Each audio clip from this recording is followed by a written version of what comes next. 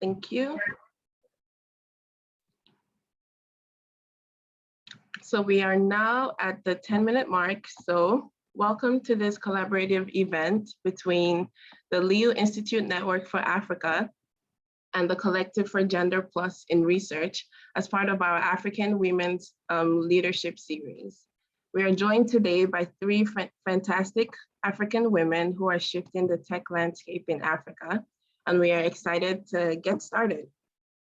We begin by acknowledging that the University of British Columbia, as the host institution for this event, sits on the traditional, ancestral, and unceded territory of the Musqueam people.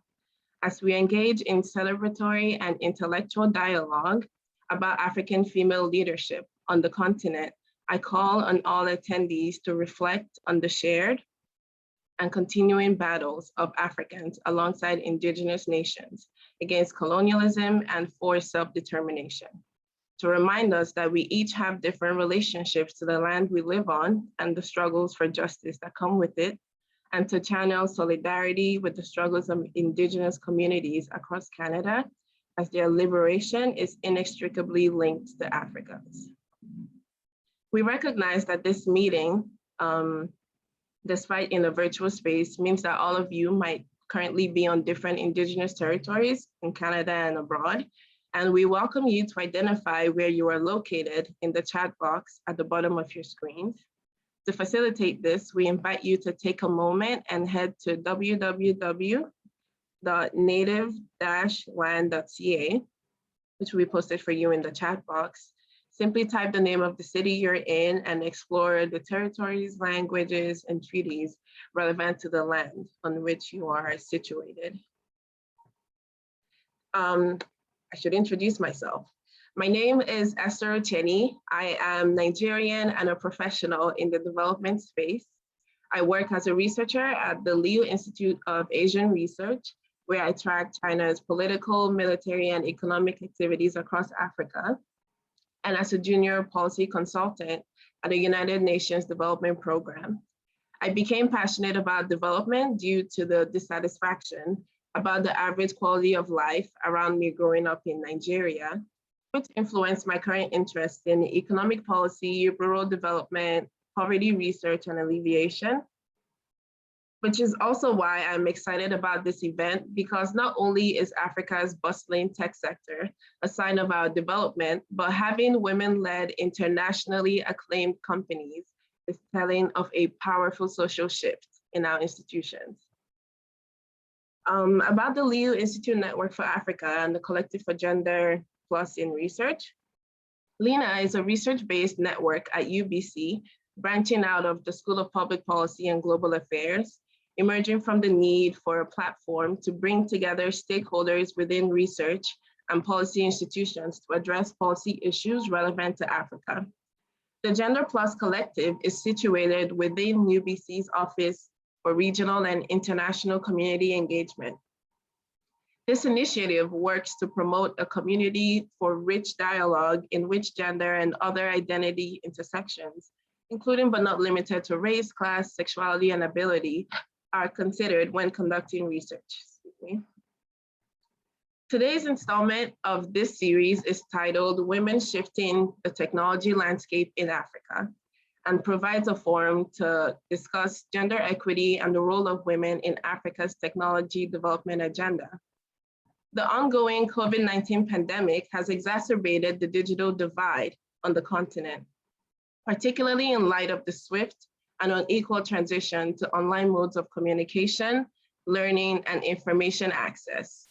We hope this conversation will serve as a platform to celebrate three incredible African women leaders' achievements in shifting and advancing the technology landscape in Africa. And we also hope to provide an opportunity for emerging young female leaders and global change agents in the audience to learn from and be inspired by the career journeys of our speakers, Amanda Obidike, Angela Oduor Lungati, and Ethel Cofie.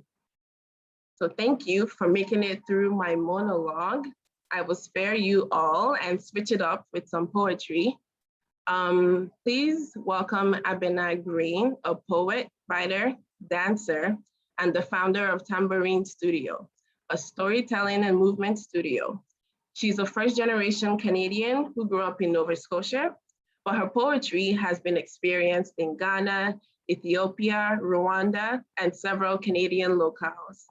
Her submission, The Art of Living, won the Writers' Federation of Nova Scotia's 2016 Atlantic Writing Competition.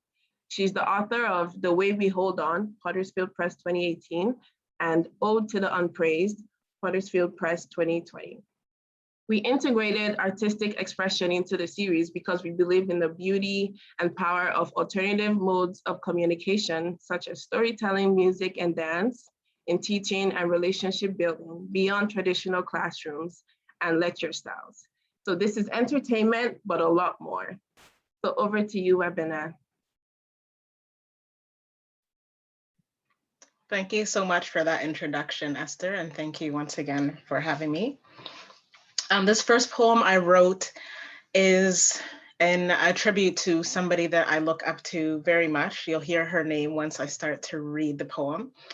And it just has to do with, I knew I had to share this one because of hearing her story made me realize the power that we have among us as women and the power that we are often able to summon when we get together collectively. I think that's a powerful thing that we do, is that we're able to form collective, and through that collective create movement. And so here, this is tribute to the Queen and also the women on this panel as well, who I see kind of following in similar footsteps. She was an unconventional queen. She didn't colonize nations, but kept a colony of bees. Business as usual would be a tragedy. No part of the world is immune, she said. Growing up, she saw entire forests clear cut to their knees, destruction enough to make a grown man weep at their demise. Wealth is in the trees, but how are we gonna breathe? In place of a felled forest, a force began to rise. Her name was Wangari Muta Maathai, founder of the Green Belt movement. She earned degrees all the way from bachelor's to a PhD. She joined forces with rural women who shared their concerns. No firewood or clean water to drink. The earth did not provide like it once did. It weighed on them to run families and farms, so they were first to feel the damage. They prayed for intervention. It was more than they could manage. Who are you waiting for? Maathai challenged. It's time to stop pleading. Look to the sky, then look at your hands. This is your sign. This is your season. She proposed the women plant trees, a simple idea, quick to take root, with fruits guaranteed in a reasonable time. Now, at first, the women weren't feeling it, couldn't see how they could make change without money. They thought solutions had to come from outside. Maathai pushed them to see past empty bowls to their hands, their minds, and the power they could hold. Through love for the environment, openness and honesty, the spirit to serve, an empowered community, values of the Greenbelt movement. To date, they've planted over 40 million trees, providing fuel, food, and funds for household needs. The women gained power and social position by joining hands and minds to change their conditions. When they came up against unjust systems, Maathai took the issues to presidents and politicians. She was an unconventional queen, a heroine to many, Nobel Peace Prize winner. Her honors were plenty. She empowered the impoverished to see beyond empty bowls to their hands and their minds and the power they could hold through love for the environment, openness and honesty, the spirit to serve, an empowered community. Thank you.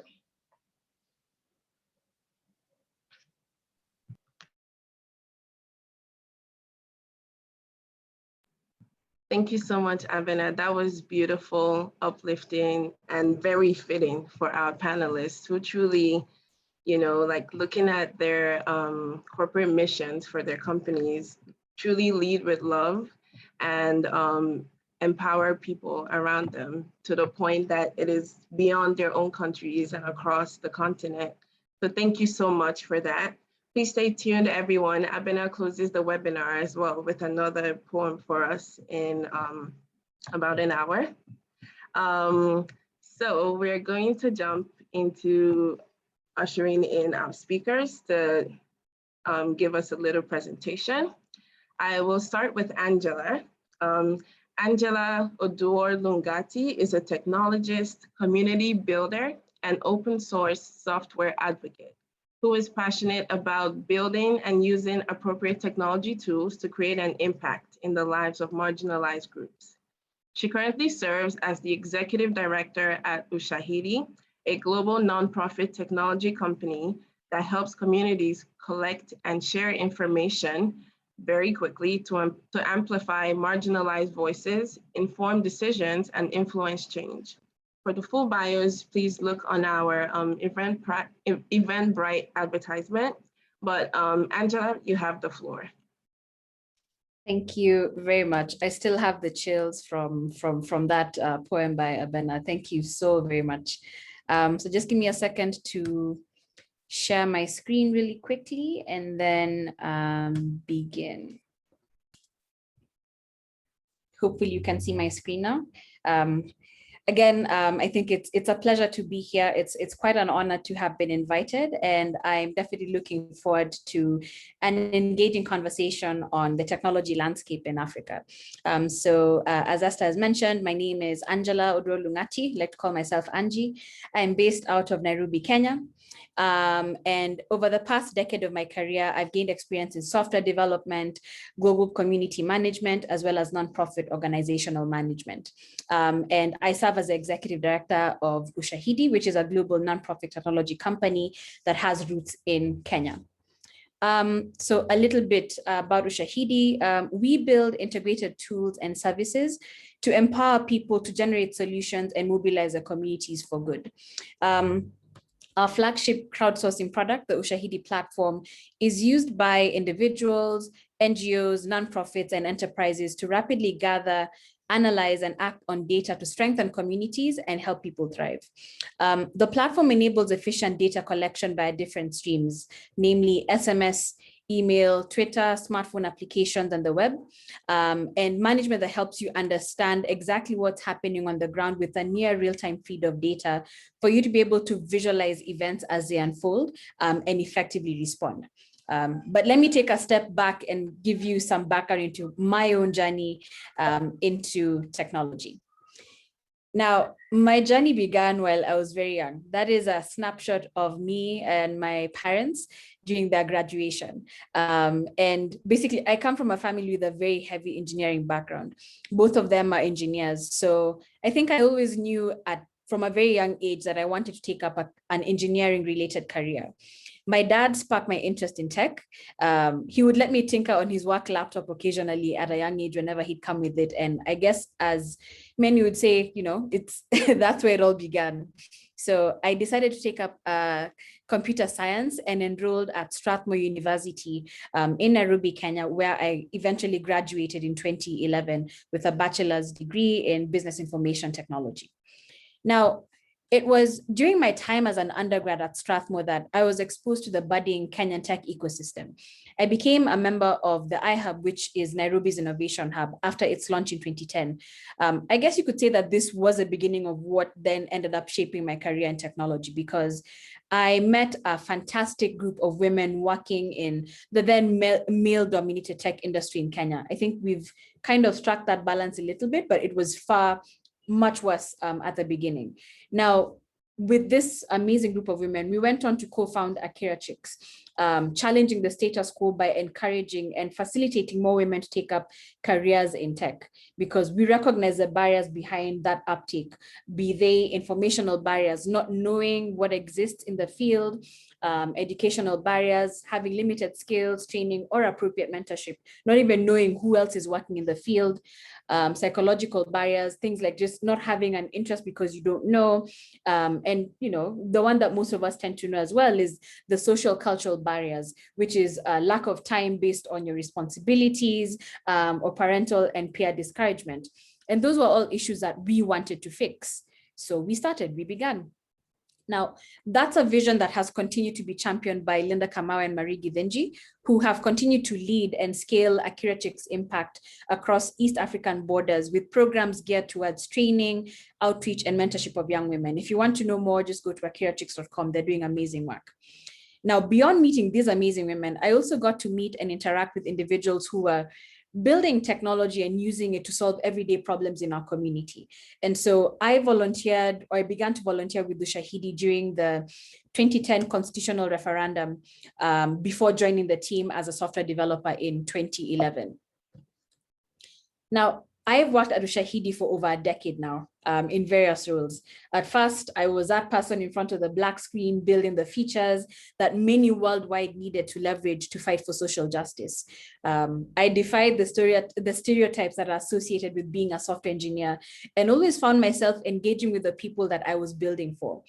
Then I moved on to community management, where I spent the bulk of my career acting as a bridge between those building the technology tools, that being the product teams, and those using them. And now I'm at the organization's helm, steering us towards a path that makes sure that ordinary people continue to have a voice and access technology tools that help them solve problems in their communities. I have witnessed the massive impact that our technology tools and support have had on groups responding to crises, monitoring elections, documenting human rights abuses, caring for the health of those in their communities, protecting against gender violence, reducing violence, and also speaking truth to power. Can you hear me? Yes, we can. Please continue. All right. No problem.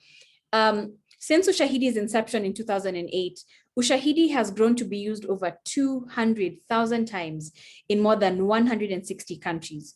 It's been used to gather more than 50 million reports to advance democracy, report incidences, mobilize crisis response, simplify research, encourage activism, address challenges, influence change, and improve society. And the beautiful thing about this is that this is a tool that was built in Africa, a product born out of problems that we always tend to associate with Africa: low bandwidth, bad governance. We've always imagined Africa as a place that receives technology and innovation, yet here we are continuing to export it. One of the strongest validations of Ushahidi's work comes from use of the platform during the COVID-19 pandemic. After WHO declared COVID-19 a global pandemic, several problems became apparent. One, there were substantial information gaps, and of course, in a vacuum of credible information, misinformation thrives. And while lockdowns may have been effective in slowing down the spread of the disease, they've had far-reaching social and economic effects on people who've lost their livelihoods.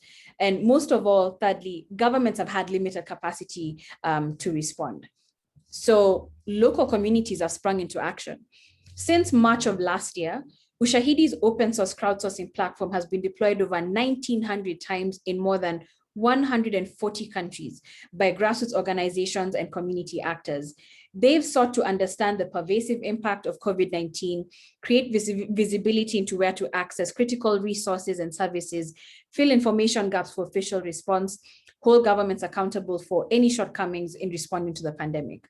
Some notable examples include Frena La Curva in Spain. This was a project that aimed to help people cope with the COVID crisis and lockdown in Spain by providing them with online resources and mapping out resources and public services around citizens. Now, the amazing thing about them is that they not only built, or rather built this movement that worked in Spain, but they spurred a movement that, moved on into the Hispanic community in Europe and Latin America, that saw the emergence of 23 different maps based on their model: Portugal, Costa Rica, Ecuador, Chile, Mexico, and so many others. Many more examples that you can see on our website as well. We also have plenty of other examples in Kenya. For example, there's a group that's also been collecting information on the impact of COVID on the farming industry, and another group in Indonesia that's mapped over 1,100 hand washing stations across the country. Now, one of the biggest lessons that I've learned, and that all of us can learn from Ushahidi's journey, is that citizen engagement and participation is integral in the quest for social change. People who were once passive recipients of information are now active participants, sharing their opinions and looking for their voices to be heard. Right now with COVID-19, I think it's abundantly clear that this coming out of this crisis will require collective responsibility.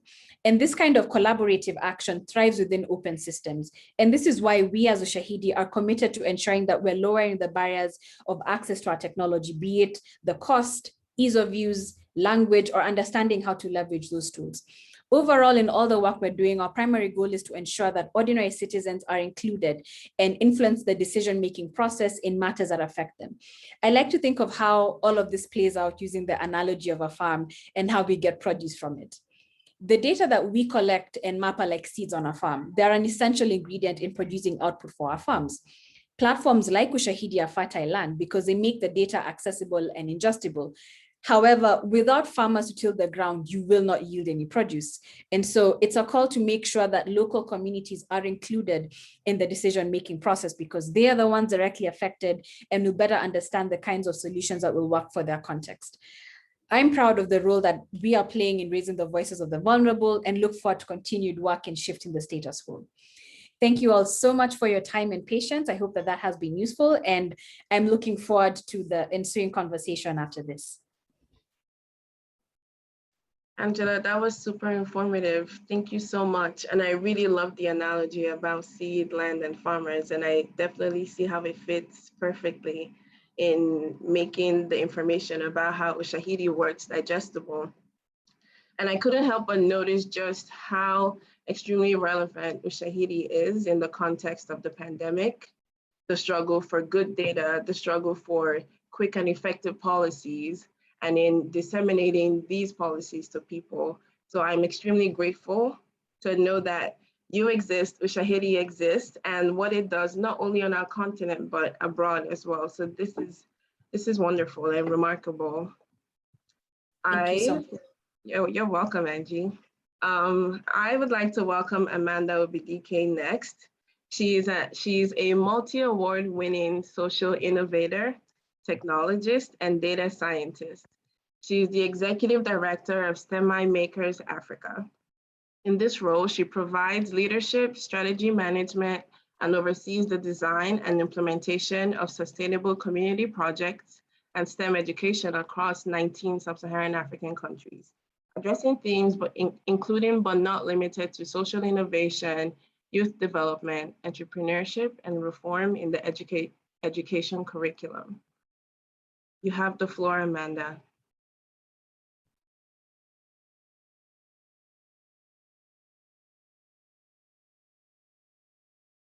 Okay, hi everyone. I'm going to share my screen now. Thank you so much for the warm introduction. And I would also like to thank UBC OBASE for the platform and opportunity to share about what we do in STEMi Makers Africa. So, okay.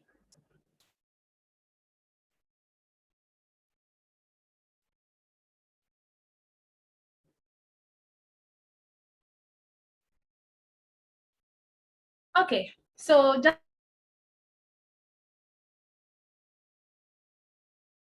a little brief about me. My name is Amanda Obidike, and executive director for STEMi Makers. Kalal Global is a data analytics company, and I actually use it to offer consulting for small business owners, especially women businesses, to help them determine profitability and for better decision making. I'm also a community mobilizer. I have been passionate about volunteering, and I have over 16 years in volunteering. I also serve as a mentor for the Sherry Blair Foundation for Women, the New York Academy of Science. And fortunately today, like I told Sahil, today is my birthday. So it's a new year. A new year started today for me. Thank you so much for the platform. So I'll be talking briefly about what we do in STEMi Makers Africa and why we do what we do in STEMi Makers Africa. So I shared these statistics because this is today's reality. And I was a victim of this sad reality. I graduated from Obafemi Awolowo University as a first degree, but unfortunately, graduating from the university, I didn't have the ideal job, to launch myself into the workplace. I found out that I was underemployed, I was depressed, I was demotivated, demoralized, you name it. And I found out that it's not like these jobs were not available. So it's either these jobs were given to expatriates or it was given to people who had the technical skills or the unique value that differentiated me from them. And fast forward to 2018, when I, just quit from my job in search of, better opportunities. And someone introduced me to the IBM, where IBM was training young people on data analytics. And, typically, like some of my colleagues here would attest, African parents have this mentality that after you graduate from the university, you should be able to empower yourself and empower, your family. So it wasn't happening per se. And when I finished from the data analytics program, automatically they expected me to launch myself into the workplace. But I found out that I'm still going to be going into a system that is not really conscious of building young people like me that can thrive. So that was what made me to start STEMi Makers Africa, where we can serve as a knowledge panel, empower young people to have these particular skills that they can become more experienced for our workforce. I share these statistics because we found out that not only that we lack technical skills, but the problem and challenges is actually born on young women and girls. 85% of young women and girls lack the technical skills to launch themselves into the job market. So it's one thing for the marginalization, is another thing for them to really be motivated into the job market. And like I said here, these challenges exist, but it requires synergy from the education institution, synergy from role models in the continent. And that was what made us to design 3 approaches. Now, these 3 approaches, the first one is the Project Kongoza. Project Kongoza, I'm not from Kenya, but Angela may know what Kongoza means. Kongoza means empowering to lead. So we designed this program as a mentoring program. And funny enough, last year when the COVID pandemic began, because we have a required number of intake where we just admit 100 people due to the limitations of mentors that we have, we found out that there was a lot of social exclusion that was in the continent. And in Tanzania, for example, girls were being prone and open to getting pregnant. And we found out that it's not just a bit about social exclusion, but they needed something that was going to really, distract them away or keep them away from, certain those kind of dangers. And that was what made us to expand the Project Kongoza. And in the 3rd cohort, we remember we had over 2,000 responses that were willing to join the program. Now, we started this program not just to pair these young women and girls to Africans in diaspora, but to give them that confidence, to give them the career support and the academic support that they need for our workforce. So Project Kongoza offers mentorship. We also offer feasibility in STEM, where we highlight young women that are doing amazing in STEM. We call it the Women Breaking Ceilings, where we ask them tough questions, because we know that these questions are questions that are deep-seated in the hearts of these young women. Then we have webinar and workshop. It's like a hands-on program where we take them basic on coding, data analytics, just to give them a better foundation as they launch themselves into the market. Then the STEMi educators, I would like to talk more about this, because we know that in Nigeria, and not just in Nigeria, let me just say that, we are suffering a fragmented and disconnected education institution. A lot of young people are not learning what they ought to learn in this new modern world. So we had this idea of a STEM integration and development training for educators, where we take teachers, educate them hands-on, hands-on with teachers platform, and ensure that they have these basic tools for and launch themselves into help their students into the STEM related courses. Over time, like for a year now, we've had an opportunity to Oracle Academy, where they give us these resource tools for free or no cost at all, and give it to these teachers where they can simply integrate it into their classroom. So it's one thing to train them, it's another thing to have like a sustainable M&E that ensure that after this training, they are able to still continue impacting their young people. So we designed another model where at the end of every training, teachers are able to set up on solutions and design. A lot of times, students are bringing up wonderful ideas and innovation that they want to launch into the market. We had also looked at having like an incubator program where we have a prototype engineer, like an additive engineer, come to advise them on the market possibilities or redefining their innovation. So this is how we are looking at preferring solution. I shared this data with the STEMi conference, and we found out that one of the solutions that we can actually drive for a better landscape or for people to delve into technology is by training educators with future-focused option skills. Skills as basic as data analytics, skills as basic as coding, integrating it into their classroom. Another one we also talked about is soft skills. Soft skills, is fostering critical thinking, problem solving, and communication skills, where students can come together, design a project, interact together, and also reach out to their teachers or educators for better advice. Then the last one, which that's what we're working with alongside with the African Union CESA STEM, is trying to design a policy that's going to ensure that certain communities find it necessary to train educators, number one, and to partner with esteemed organizations like I mentioned, Oracle, IBM, and Microsoft. They give a lot of tools to schools and young people. So we want to serve as like a connecting gap where these schools can easily access these resources and further integrate it into their classroom. Then I mentioned this. One thing I actually noticed is in Africa, we have a strong underrepresentation of women and girls that are role models or that are mentors.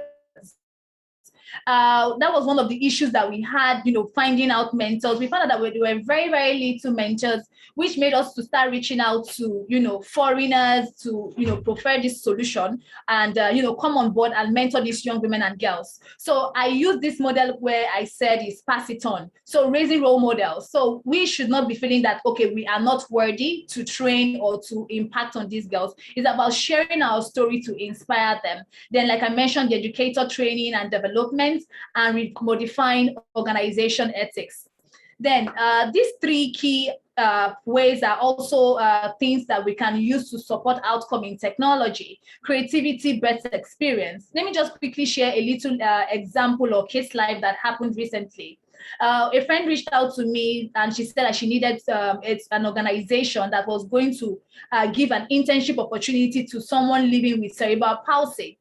A lot of the organizations that we reached out to were very reluctant because of the mobility and how they can manage this person. But good enough, I was able to talk with this person that had cerebral palsy, and I found out that he has wonderful skills. He's not asking for money. He's not asking for like a high-paying job. He just wants to put in all that he has learned into the workplace. So it's about giving these people that chance, because it's from that chance that they will be able to have the real experience for the workforce. Then the second one is mentorship cannot be overruled.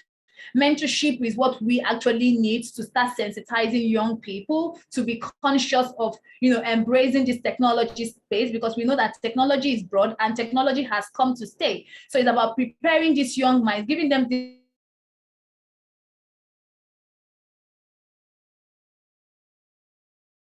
support, and most importantly, the confidence that they need to navigate through the workforce. Then another thing is state government to ensure that whatever program you are designing, they should be able to ensure that it's being sustainable. So that's that about me. Please feel free to connect or contact me in case if you have any questions per se, or you would like to learn more about our work. Thank you so much. Thank you, Amanda. The statistic you shared, I believe it was only 11% of the STEM workforce in Africa is made up of women, despite half in, I believe, students in higher education being women. That is really tragic. But I really appreciate your holistic approach to building a network of the next generation of the tech workforce, looking at the very young students that you reach out to, the future, what was the word you used? The future people, the Pass It On program, for a little older students that mentor the younger students, and then also reaching out to foreign mentors. I really like how you look at different levels of the, I don't know if I should call it the food chain or the ecosystem. That is really an eye-opening and new way that I've seen people approach creating a network. Permit me to welcome our final panelist, Ethel Cofie. She is the CEO and founder of EDEL Technology Consulting, an IT consulting and digital product company in West Africa and Europe, who was recently named IT Consulting Firm of the Year by the telecoms and IT industry, and also the founder of Women in Tech Africa, Africa's largest women in tech group, with members in over 30 African countries and physical chapters in Ghana, Kenya, London, and growing. Women in Tech Africa supports the entry and success of women in the technology sector across the African continent and supports the increase in women's socioeconomic well-being through tech. Please take the floor, Ethel. Hi, everyone. Thank you for the invitation. And shout out to everybody, especially anybody doing their PhD in the list, only because I'm extremely jealous. I've been dreaming to actually go do my PhD, but time and effort. But yeah, thank you very much for the invitation. A little bit about me, and then I will go into a few thoughts and then what Women in Tech Africa does. So my story is relatively similar to a lot of women, I think, that went into technology career. So my dad's an engineer, and so I was very much influenced by sort of that sort of environment. And so when I finished high school, and was waiting to go into, well, when I finished secondary school, I was waiting to go to university. I was pretty sure I was going to go in and do some sort of engineering. And I was more likely looking at civil engineering, because my dad's a civil engineer, and we had all these dreams about what daughter and father business, And then I think while I was waiting, there's a 1 year wait. I was in Ghana, so the 1 year wait to go into university. He said to me, "Look, listen, go do some computer course. Well, while I wait time, instead of which is what most teenagers do, which is wake up and watch TV all day and do nothing, because we have nothing to do." And so he sent me off to do this computer course. Which had elements of programming and that sort of thing. And I think the thing that most appealed to me was I've always thought of myself as creative, but in that taking an idea and a thought into fruition versus arty creative, right? And as it was explained to me by the lecturer in the class, said the computers are, said the computer is dumb, you are smart, and you can make it do whatever you want it to do. And that was the thing that hooked me. It was the idea that I could create using, I could create stuff. I could build software, I could do stuff. I didn't need to be arty or, I'm arty in, what do you call it? Amateur, really bad at drawing or anything like that.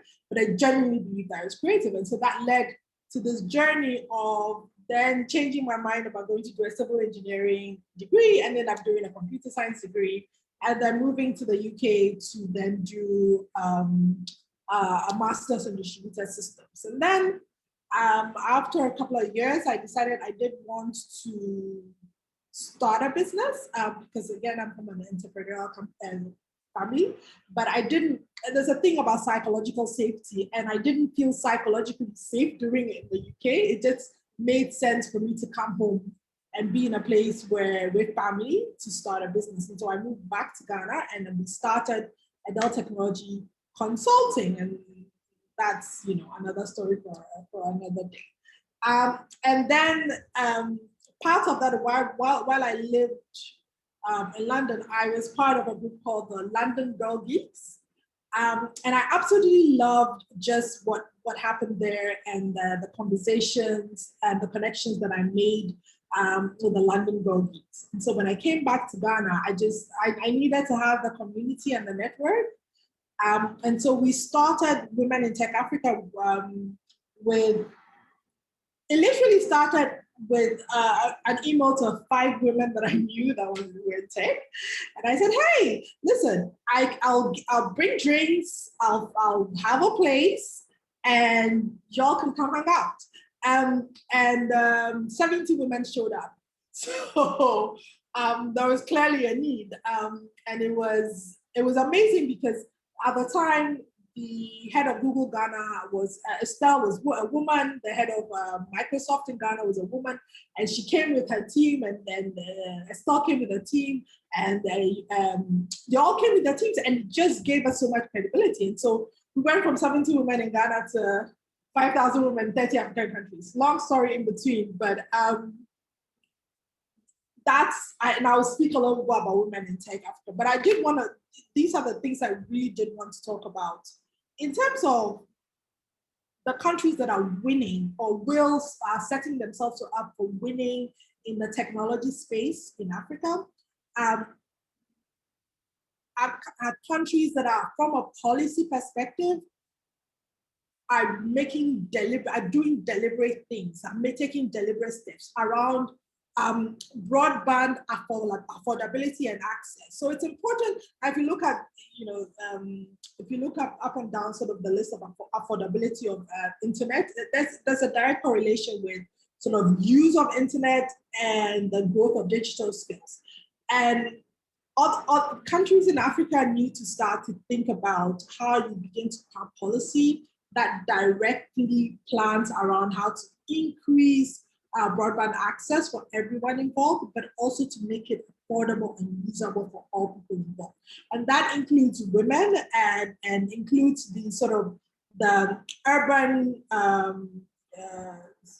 rural divide. That's part of sort of the technology shift in Ghana, in Africa. The other thing is countries that really think about skills and skills development. And that's part of a deliberate policy. Rwanda has done a really great job in putting together a policy that deliberately targets digital skills development and creating a workforce of people with digital know-how in their country. And that's part of it, right? So you need to be able to have a deliberate plan for digital development. Next thing would be, sorry, I've got to read, I can't read. Inclusivity, which is, again, rural-urban divide, including being deliberate about gender policies, being deliberate about being able to bring women, and also not designing for women without asking women. We've been involved, we get called in a lot of projects where things have been designed for women, but they haven't actually talked to women. And so part of that is, listen, it makes sense to, like, the simple thing is we're doing something up in northern Ghana, and they built all these things around sort of a feature phone app. But the thing they didn't realize was that most women didn't own phones, or even if there was a phone in the home, it belonged to the husband, right? And they hadn't designed around it. So that's that sort of thinking. I'm going to do this really, really quickly. So I'm sharing. So on Women in Tech Africa. So like I mentioned before, part of, for us, it is creating female role models for tomorrow's women, showing that actually African women are really capable of a lot more than the world thinks we are, and supporting women entrepreneurs in the space. That's a really great map of our spread out across Africa. Again, 70 women to 5,000 women. I'm always in awe of what the team has been able to do. We have won a few awards. This was with the UN Equals Award for leadership in the technology space. Again, part of our work is ensuring playing in the skill sector and policy space, which is, again, being very deliberate and working with governments and working with organizations that are specific about enabling policy work that will push skills development and growth for women in the technology sector. Is my time up? I think my time is up. And then can somebody say if my time is up? I can't really. Somebody, my time up? Yes, you've reached Great. the. Okay. Right. So yes, thank you very much. You can check us out on www.womenintechafrica.com and our work around sort of policy and skills development in Africa. Thank you. Thank you, Ethel. I really love the topics you brought up, and I think that the conversation around affordable broadband internet access could arguably become a human rights topic, especially when we think about the future, which, funny enough, the future is now the present, is centered on internet connectivity for transactions and communication. And then thinking about providing access to communities in more remote and inaccessible locations. So this is a very pressing topic. And I'm glad that we have so much diversity of perspectives and issues coming up that, you know, segues nicely into our discussion. So now I would like to welcome the audience to submit their questions. And while the few questions roll into the chat, I grant myself the executive privilege as moderator to ask the first question. So my biggest excitement about this event is that despite the male-dominated and male-focused tech space worldwide, and especially in Africa, we are in a Zoom room with award-winning female tech entrepreneurs who are leaving life-changing impacts and legacies across the continent. So I would like to open the discussion by asking about your personal journeys to getting to where you are. And I ask that you highlight an interaction or partnership with another woman in tech early on in your career that inspired you to take one pivotal step that led you to where you are today. Angie, I know you kind of mentioned that a little bit in your presentation, but I was hoping you could highlight maybe one person or one interaction that really made a huge change for you. Wow. Okay. That would honestly probably be the Ushahidi founders, and specifically Juliana Rutich. So she served as executive director at Ushahidi up until 2015, 2016. And I mean, her philosophy has always been to, you know, whatever it is that you're building, use it to help others, help make and fix things. And I think that that's something that she really embodied in everything that she did for the organization, in how she inspired each of us in our work, you know, whether it was coming in and getting her hands dirty and working with us during community events, or running a deployment around monitoring elections, and just, yeah, she's been a huge source of inspiration. I don't know if there's anything more that I can add there. And I think I really modeled a lot of my leadership style and my journey to tech just based off of what she did. You know, she also had a similar journey. She had a very technical background and then moved on into coming in and being this bridge, supporting people to leverage technology, and then moved on to the leadership side and still kind of held on to that. So that would probably be the one interaction. There's many others, but that's a spotlight one.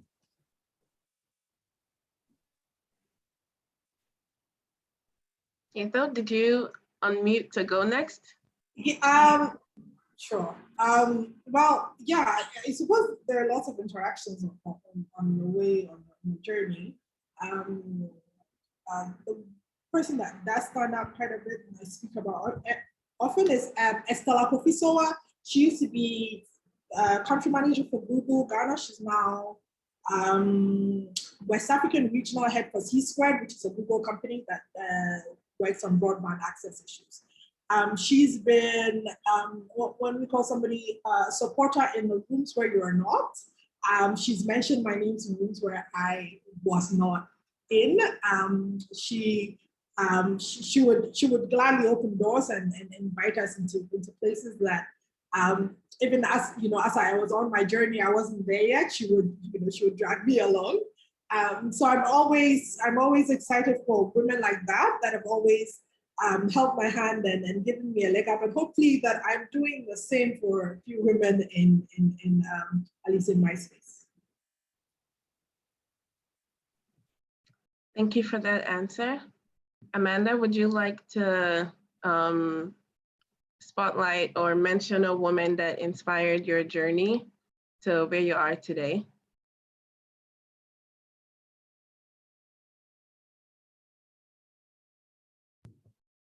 I think Amanda may be having tech problems. Oh yeah. I see that we have another question in the chat. 1 second. Ooh. Okay. To return or not to return to Africa. For some of you who studied abroad, can you share with your, 1 second, the chat is a bit, to return or not to return to Africa. For some of you who studied abroad, can you share about your experience of that decision-making process? What can you say to a lot of Africans in the diaspora who are equally passionate about contributing to advancing the continent's development? With digitization, can this be attained remotely? Love this question. This is a personal question for me too. I think Ethel is best pleased to answer that because you're the one who studied abroad. I've been in Kenya all through. To be honest, when I made the decision, I don't know that I had thought it through thoroughly, to be honest, to be very, very honest. I did not tell my parents I was moving back until I had actually left my job and packed my things, because I would not have been encouraged to come back. Because and the Africans in the diaspora know this more than not. Why are you coming home? What are you coming home to do?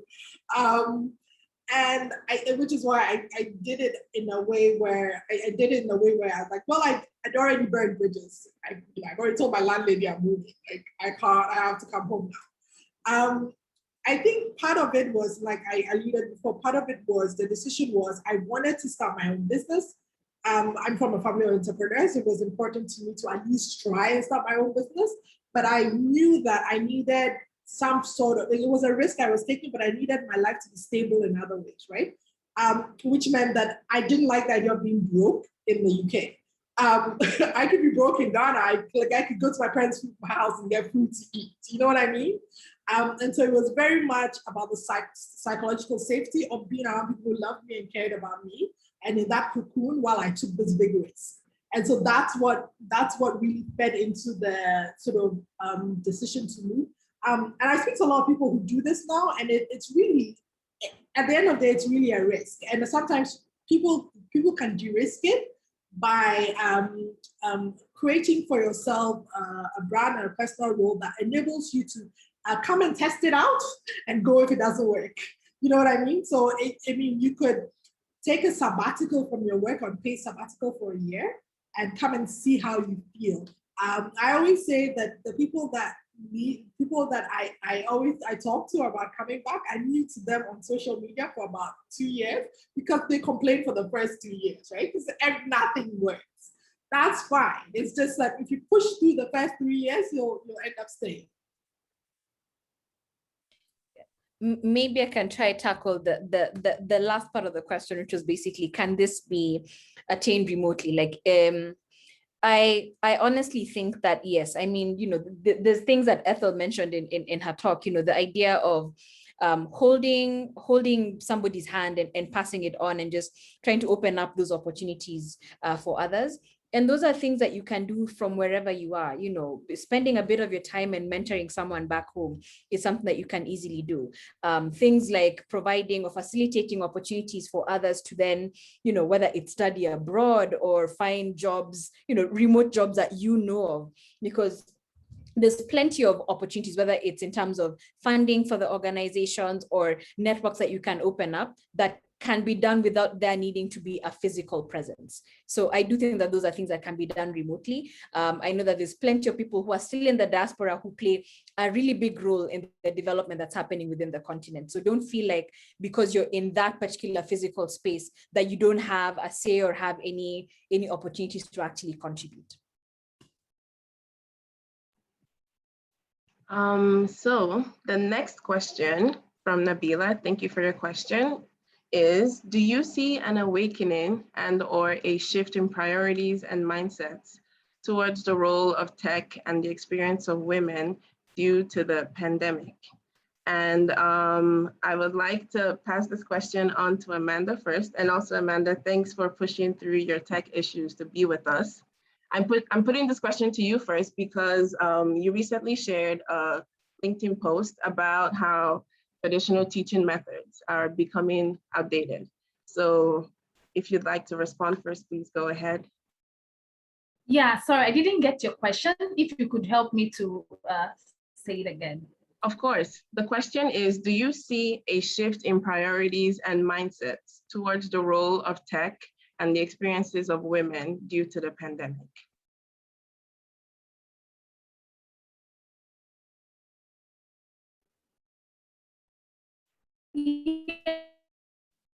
Yes. For one thing, we saw that vulnerable in the sense that we were in the workforce and all. Awakening, there's a consciousness now. A lot of people are becoming aware, and good enough, we have community-led initiatives that are designing programs to be more inclusive and to bring more women on board. So in terms of addressing this amidst the COVID-19 pandemic, yes, it is. E-learning platforms have come to stay and all. But one thing I usually advise is we should not just only be focused on having or building LMSs, but we should be able to design quality assessment tools to measure whether the educators, for example, or the recipients or the students, to see what learning outcomes are they gaining from this, how can they really use whatever tools that they have gotten or ideas and implement it into their everyday life. So it's one thing to have this consciousness, it's another thing for us to design wonderful approaches, whether like a KPI or metrics or data, to ensure that this is really meeting the particular needs and is actually meeting maybe the underserved communities. Sorry, I don't know if you heard me well. Yes, we can hear you. Yeah, we did. My network is not so good. Were you done answering? Because we can hear you if you were. Yes, I'm done. Okay, thank you for sharing on that. Let me repeat the question for our other panelists. Do you see an awakening and/or a shift in priorities and mindsets towards the role of tech and the experiences of women due to the pandemic? So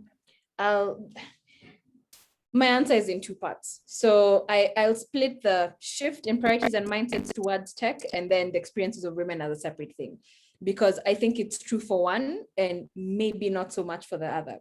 One clear demonstration of that is the fact that we are here attending this event across various parts of the world, right? I think there's been a clear indication that we can actually leverage tools that already exist without us needing to have physical contact, right? So there's a lot of online events that are going on. People are now able to work remotely in much more comfortable ways. And that's also owing to the fact that there's access to broadband much more than there was in the past. Of course, there's still a bit of a struggle for many who may not have been able, or rather people adapting to the remote culture is something that is still being worked on, but the pandemic has opened up our minds to the fact that you don't need to have, you don't need to have people in the same physical space for them to be productive, right? So I think that's definitely an awakening. In our space within at Ushahidi, I think one of the reasons why we saw such a huge surge in use of the platform was also the fact that there are a lot of NGOs that were used to having to interact with the beneficiaries in person, and with lockdowns being available, you had to think about other interesting ways to get information from your beneficiaries, and having SMS enabled tools, USSD, things that are very simple that people can access on ubiquitous tools, just made sense. Now, when it comes to the experiences of women due to the pandemic, I think there might be more awareness of that, but I'm not sure how much is being done to actually solve the problem. There's a lot of research being done that's going to show that there's a much heavier load on women due to the pandemic, trying to balance out your home life and your work life at the same time. There's probably there's probably many women who've had to leave their job because of the weight of the mental load of taking care of your home and also having to work at the same time. And I see a lot of news and a lot of reports and publications around this is a problem, but I'm not seeing what the solution is. And that's why I'm not sure that it's really being like the experiences of women generally is being taken as seriously as they should. I think you raised really good points about the problems continuing to be echoed without any solutions to follow them. Since we are coming close to time and we have 2 questions, I'm going to move on to the next. And Ethel, you have the first go. Each of you, so this is a question from Tamara. Thank you for your question. Each of you mentioned the importance of participation or involvement from the community, and especially women, in the design of the tools you are designing. Can you share an example of how you are doing this and the difference that it makes? Right. Okay. Like I mentioned, I had the example when we were doing a project that was funded by the Gates Foundation in Northern Ghana, and it was really around sort of health and maternal health. So getting information to the poorest women on just how to take care of themselves, but and reminders on hospital visits and that sort of thing, just managing some of the process around maternal health. And again, we had developers were out. So one set of developers were in Maine in the US, and there was a set of developers here in Ghana. And again, I think it was on products, and I was working on the product side of things, and it just, again, I didn't fit that right. So I'm a woman, fair enough. I have kids, fair enough, but my experiences are very different from the experiences of a woman that lives in northern Ghana, the poorest parts of Ghana.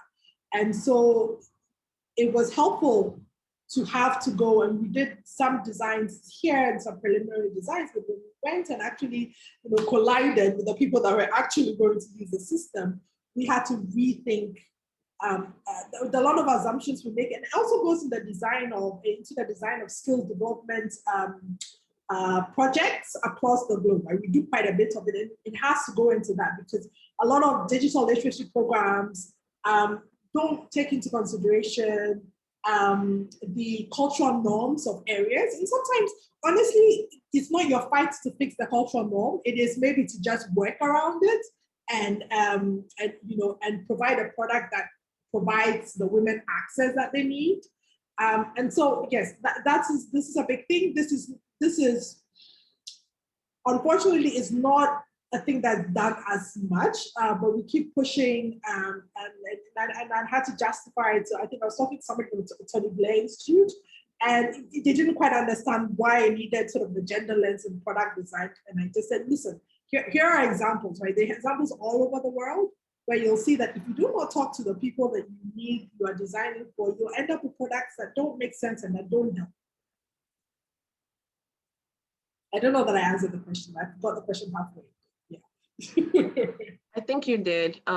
Stakeholder engagement is crucial for any good policy design, technology design, and I think there is always room to continue to emphasize it.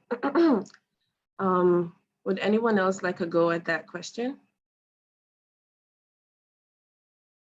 We can jump to the next. Oh, sorry, go ahead, Angie. Yeah, so I'll start off by explaining what I think the role of citizens is, especially in the realm where you look at people not feeling like they have a lot of power. I think one of the biggest validations of that is like when you look at the work that we do with Ushahidi, there's power in numbers, right? The whole idea behind the platform and being able to collect all of this information and visualize it is to show the magnitude, so that you're moving the conversation away from a he said, she said thing into this is clearly a problem. What can we do to fix it? And one of the best examples I like to give is back in 2011 or 2010. There was this project in Uganda called Stop Stockouts, right? And the goal there was, there seemed to be a gap in the medicine that was being dispatched and what was actually being received on the ground. And there were a lot of questions in between. And by using the platform to then have people come in and text and say, I went to hospital A and hospital B and I didn't get medicine C, right? And then seeing that coming in from 10, 15, 16 different people, then that moves the conversation away from, is this actually true or not, into there seems to be a problem here. And then it shifts the conversation into, okay, is there a problem in distribution? Do we need to go in and look if there's a problem in terms of delivery? Is there corruption in there? So, there's plenty more examples of unusual suspects raising their voice in that small way, somebody sending in a text message from their house and having that then get piled up into one collective voice, that collective intelligence that then creates that push. It's how, election monitoring projects also tend to be really useful, because again, you're empowering ordinary people to protect their votes, having that comfort in big numbers, being able to show the extent to which a problem exists, and then see that then influence change. Very well said. And with the last few minutes, we're going to go into our final question. What do you think is the role of citizens in informing policy change, especially in realms where individual voices may not seem to hold a lot of power? Have you personally been involved in informing policy change? And just as a little addition to that question, I can see that fitting into the different contexts of your companies very differently. So I'm very curious to see how that applies for example, you, Amanda, in terms of empowering these young students and how getting them involved and empowering them to change their environment looks like. And please feel free to apply that the way it fits into your companies. Yes, thank you, Esther. Yes, so over time, we've seen that designing community projects is one thing, and getting the government involved is another thing. We've seen it, for example, in Nigeria and Ghana, for example, that we have offices in West Africa.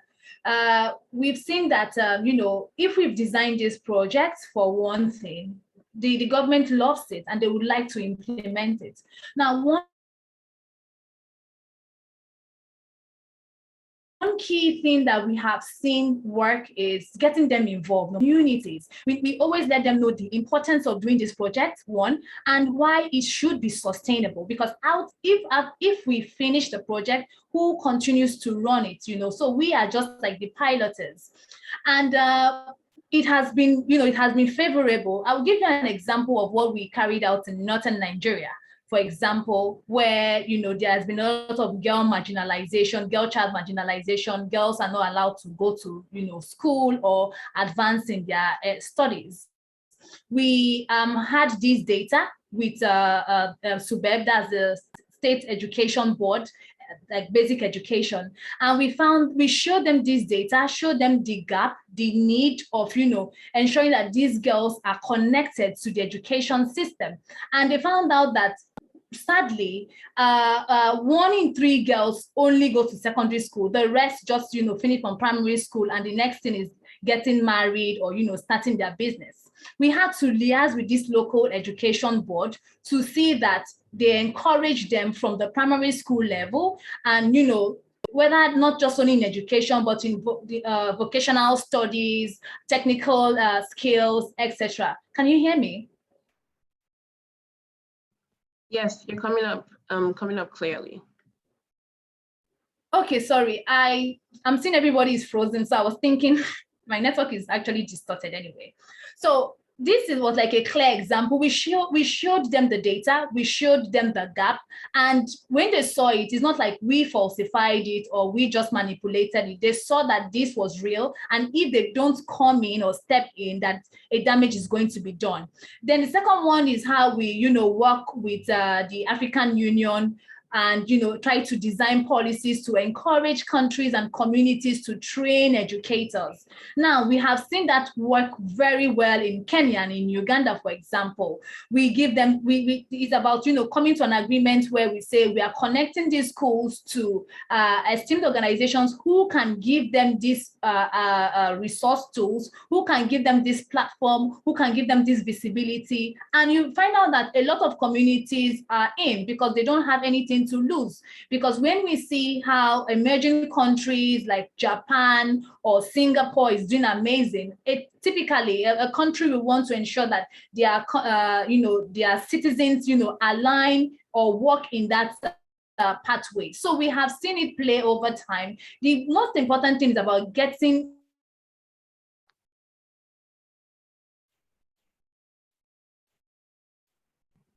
Amanda, getting communities and the government involved in what we do. You cannot do it alone. You need their collaboration, the projects.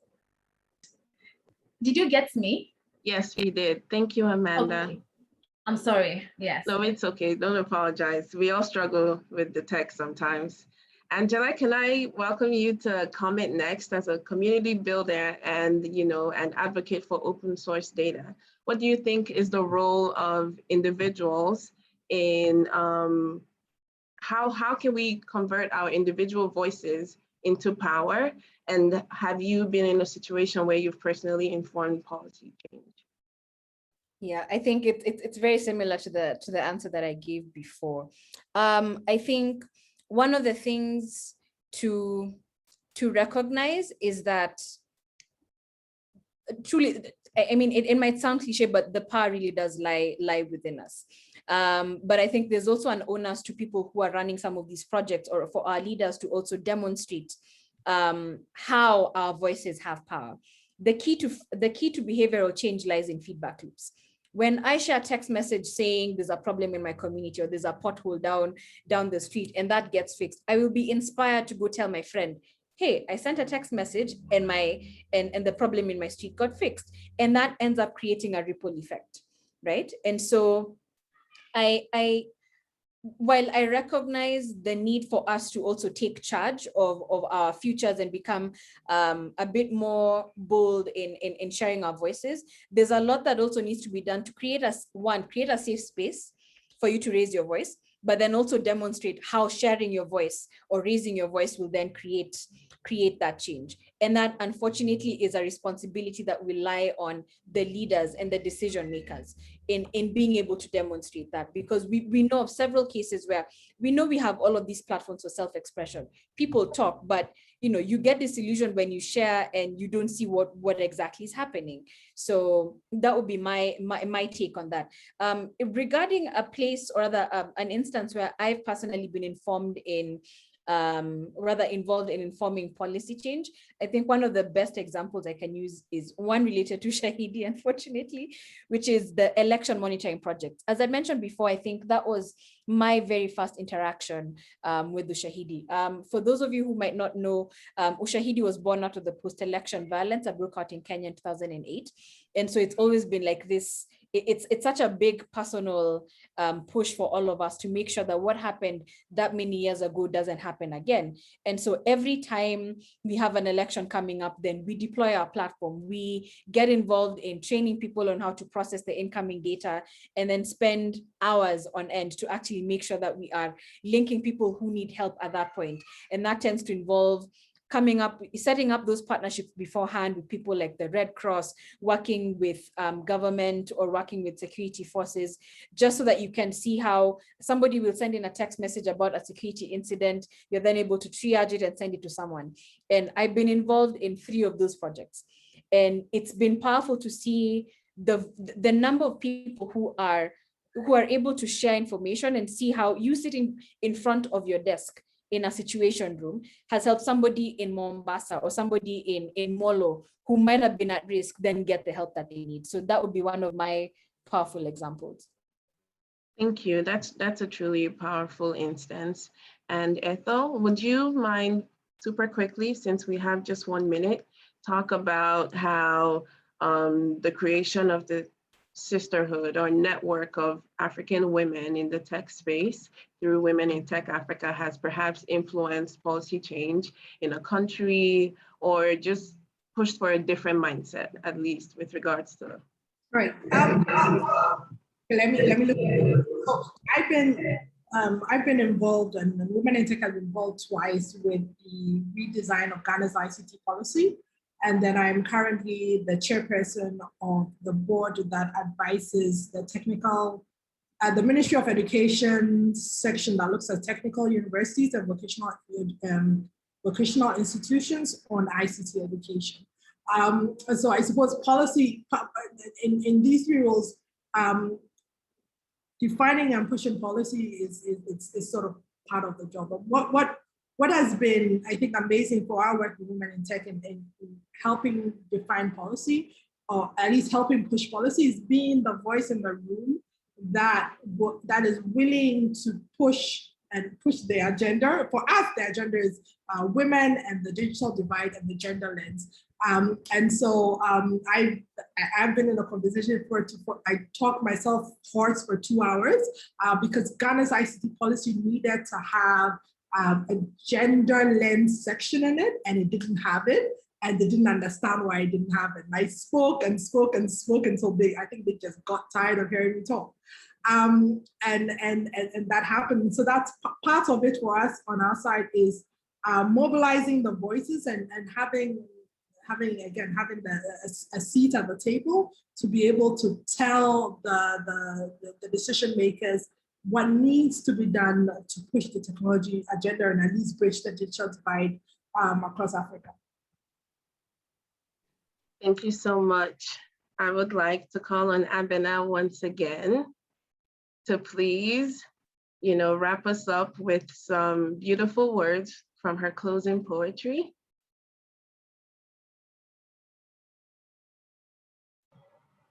Thank you. Wow, I am among greats. I was taking notes, so much to think about in there. Okay, so this last poem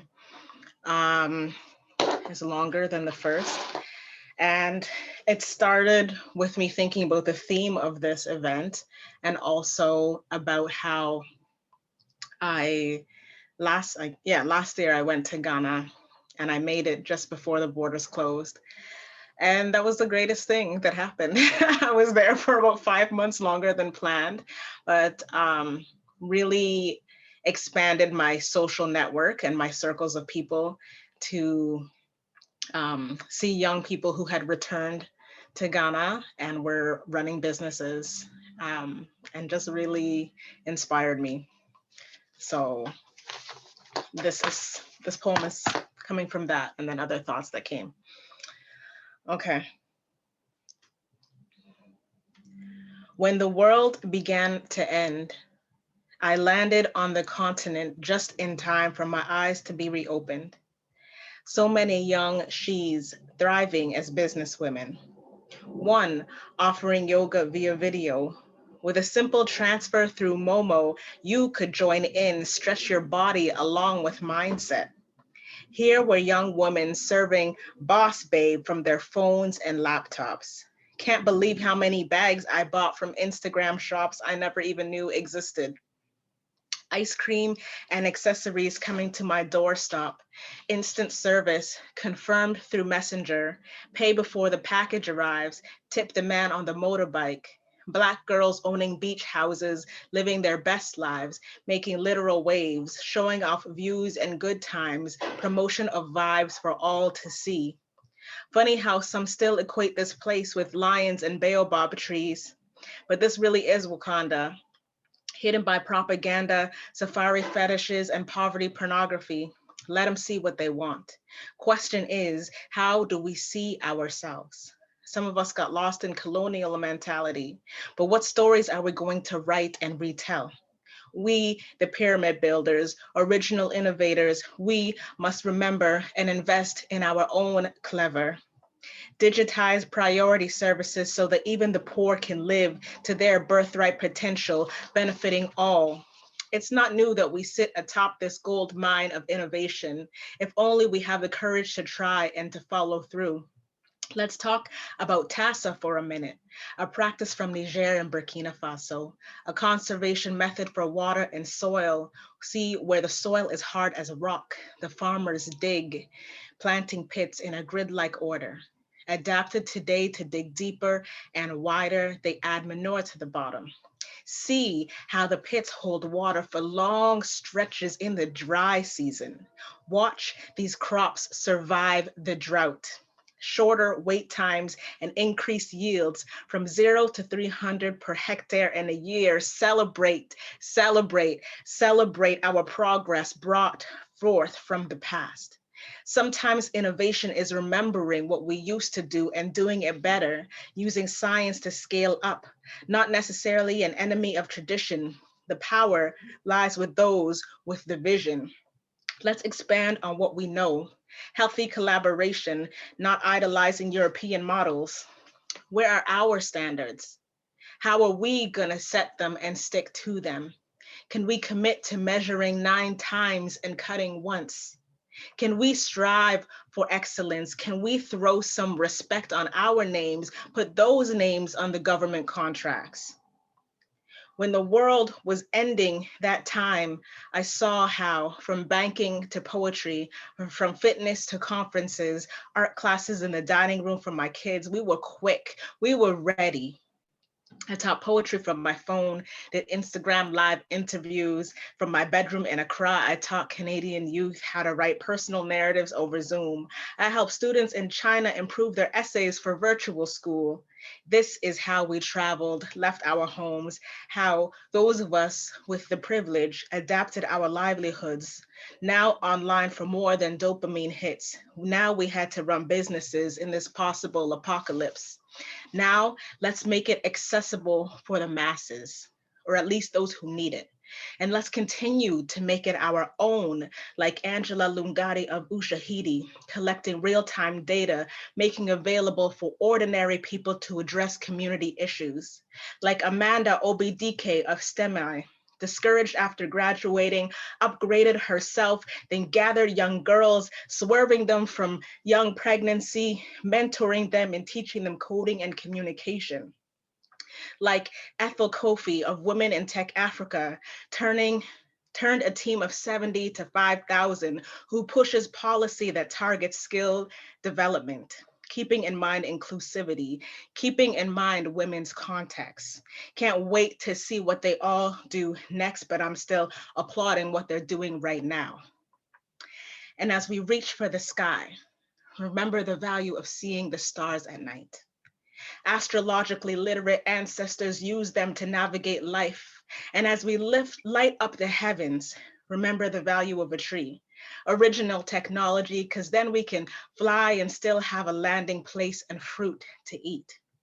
And roots to remind us how to stand and hold this soil together. And may we prove to ourselves that we are and must be our very own homegrown solutions. Thank you. Sorry, everyone, give me a second to catch my breath. That was incredible. That was beautiful. And there's no better way to close this event. Thank you all so much for joining us today. Thank you to Abena Green for inspiring us to set our own standards of excellence and let it shine beyond borders. Thank you, Amanda, for reminding us about our role to pay it forward and be mentors for others, and happy birthday. Thank you, Angie, for letting us know that our individual voices and experiences are powerful and worthy of influencing policy. Thank you, Ethel, for reminding us of our privilege of having stable and convenient internet connectivity and reminding us that it is still a luxury for others that still matter. Thank you all for your time and the wonderful and engaging questions and discussion. We will be hosting further events as part of our African Women's Leadership series, and we'll be in touch about that in the coming weeks. Watch out for the recording of this event on our social media. Please feel free to share widely. Thank you for coming. See you at our next event.